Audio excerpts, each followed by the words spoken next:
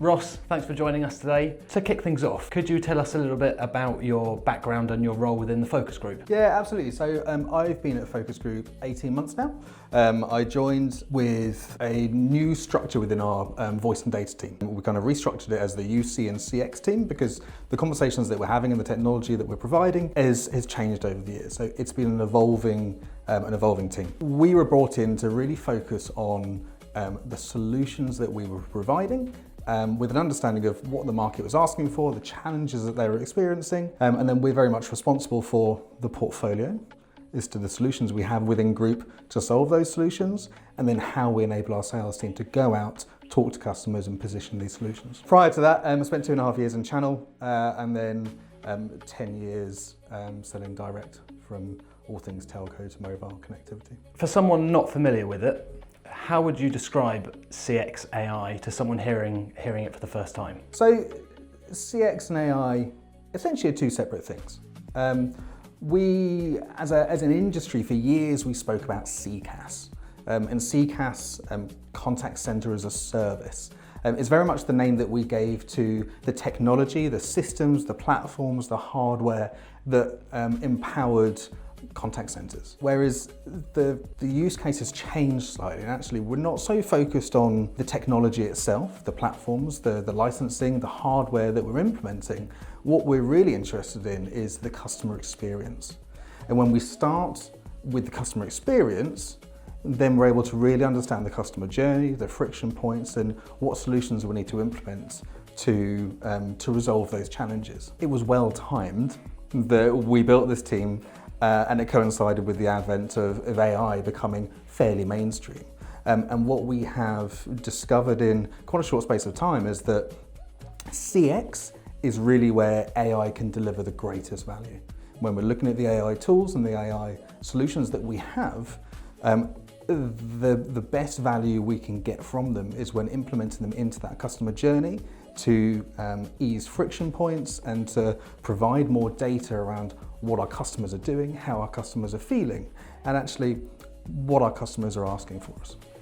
What market shift or customer demand is the CX AI responding to right now? So there's two elements to think about here. There's what the market is asking for, and for the first time I think since I've been in tech sales, which is coming on 15 years or so, we're pushing on an open door.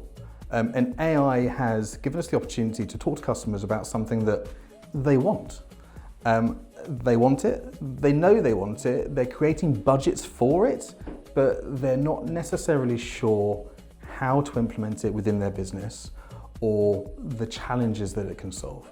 So as a technology partner, we are very much here to help guide those customers to identify where are those friction points, and actually where can AI deliver a better customer journey.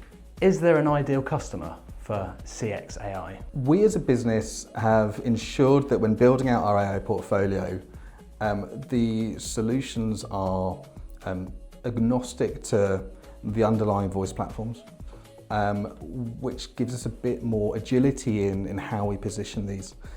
I would say that depending on the challenges that you're trying to solve, and there are some key challenges in the market at the moment. If you look at the SME market specifically, they are facing kind of layered challenges in terms of increased costs from national insurance increases and national living wage and increase in business rates, which is affecting margins.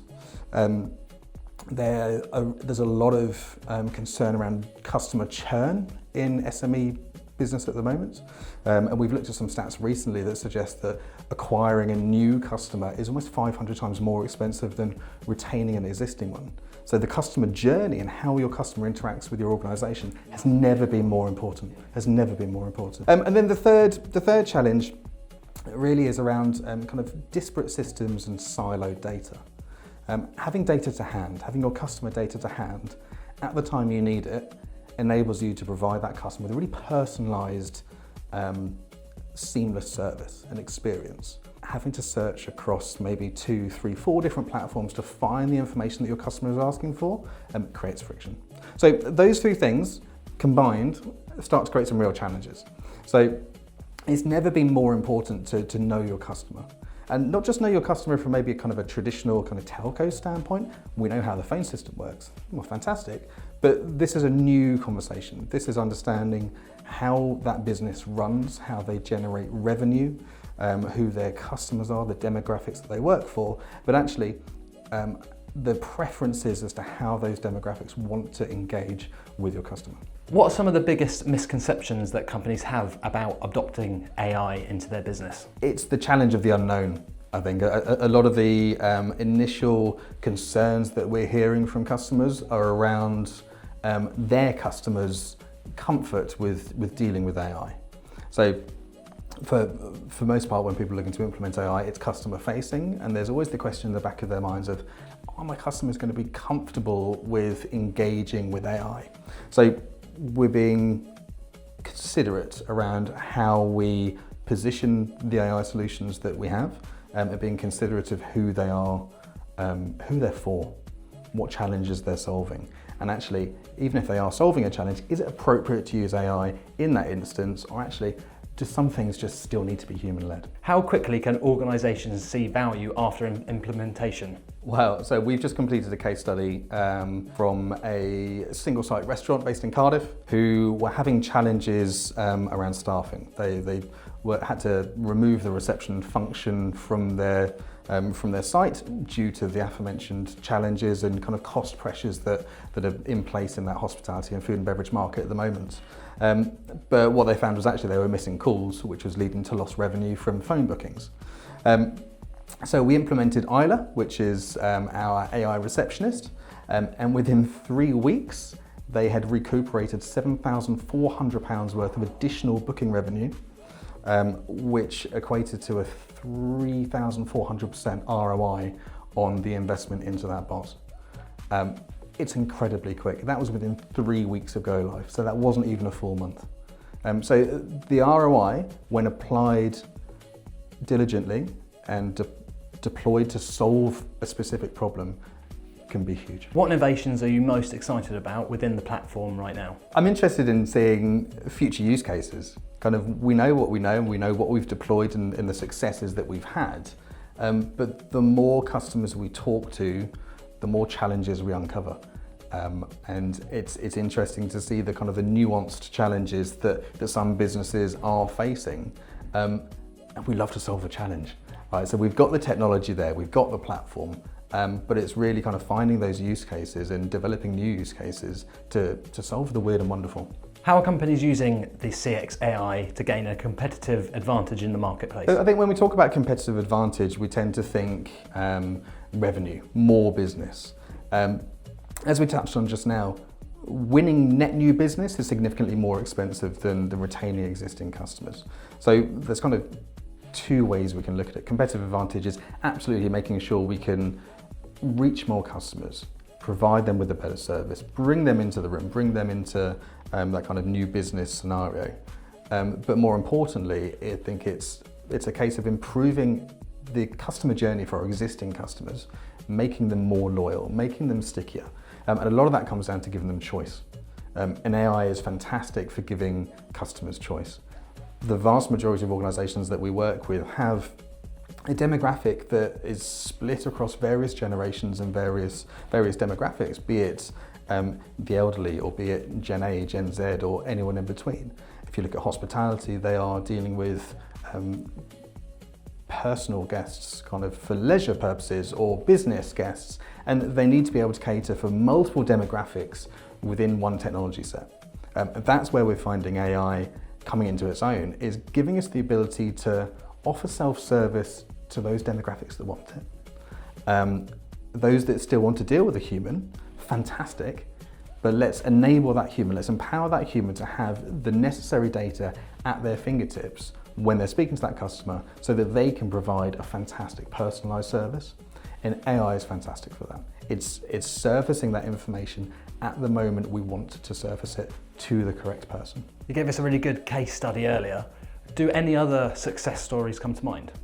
Yeah, absolutely. So the case study we touched on earlier was regarding Isla, which is our AI receptionist. A fantastic use case. We couldn't have made up those stats even if we wanted to. One of the other recent wins, I think it highlights the scalability of these AI solutions was for an online retailer, e-commerce business who specialise in photo frames, wedding albums, that kind of stuff. They're a small team. They're a team of 5 people, and the challenge they were having was they were spending hours a day answering calls of the same nature, and that nature was, where's my order? When can I expect delivery? When's it going to arrive? When's it going to arrive? Day in, day out. They're spending hours on the phone for that one query. And it was crippling their productivity. They weren't able to focus on the things that would help them grow the business or win new business. They were just servicing their existing customers, but not to the best of their ability. So rather than an AI voice bot, we deployed an AI chat bot onto their website that was securely integrated into their back-end booking system that provided that self-serve capability to their customers. So now they could go onto the website, they could enter their order number and their email address, and they could get an instant update on their delivery status and expected delivery date. Now, not only did that take the wait time for their customers down from hours to a couple of minutes, it enabled them to self-serve, which had a direct positive impact on their CSAT scores. So not only were they delivering a better service, they were getting happier customers, which, as we know, always turns into repeat business. To wrap things up, what's the biggest takeaway you want audiences to know about CX AI? I think the key takeaway is that it's not big and it's not scary, and we're not trying to automate your business throughout. Our ethos when it comes to AI and how we deploy it is very much start small, find your biggest friction point within your business, start small, automate it, look at what AI solutions can resolve that challenge, prove the value, and then expand. What's your next challenge? And then work through. Let's not try and do everything at once. Let's start small, prove value, and then expand. Ross, thank you very much for joining us today. My pleasure. Thank you. Cheers. Cheers.